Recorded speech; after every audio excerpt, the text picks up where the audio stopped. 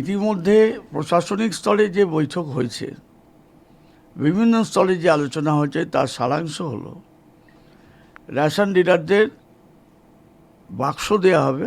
সেই বাক্সে থাকবে একটা করে গজা, একটা করে প্যারা, একটা করে প্রভু জগন্নাথ মন্দিরের, দীঘার মন্দিরের ফটো। সেইটা আমাদেরকে দুয়ারে রেশন যখন আমরা করব, দুয়ারে নিয়ে গিয়ে দিতে হবে। একটা ব্যানারও টাঙিয়ে রাখতে হবে যে জগন্নাথের প্রসাদ বিতরণ হচ্ছে। শুধু তাই নয়, এবার দোকানে যেদিনকে আমরা শনিবার এবং রোববার যেদিনকে দোকানে রেশন দিই, সেখানেও যাতে দেওয়া যায় সেটা আমি প্রস্তাব প্রশাসনকে দিয়েছি।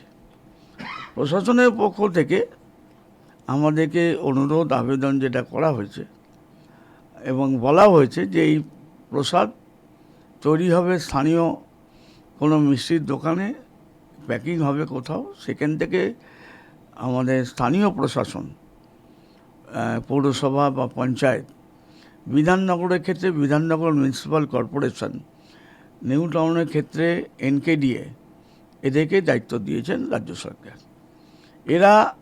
এরা যেখান থেকে বলবেন সেখান থেকে রেশন ডিলারদের ওই বাক্সগুলো তুলে আনতে হবে। 17 থেকে 27 তারিখ পর্যন্ত এই কটা দিন আমাদের প্রসাদ বিলি হবে।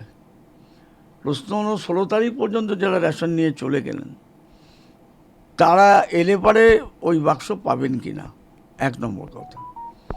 2 নম্বর কথা, আমাদের যেটা দেয়া হবে বলে প্রাথমিকভাবে জানানো হয়েছে, ওটা আপাতত 50%-এর কম।